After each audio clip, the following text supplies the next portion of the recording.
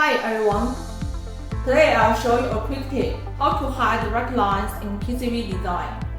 Normally, ratlines are super useful because they show which pins need to be connected. On small board, that's really clear and easy to follow.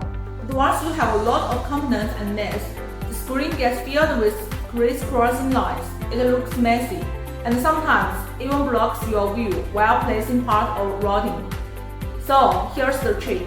On the left panel, go to Nets, then Ratlines. Each net has a little icon.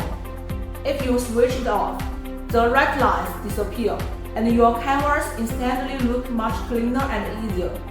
You don't have to hide them all at once though. You can also pick just one net and hide only its ratline, while keeping others visible.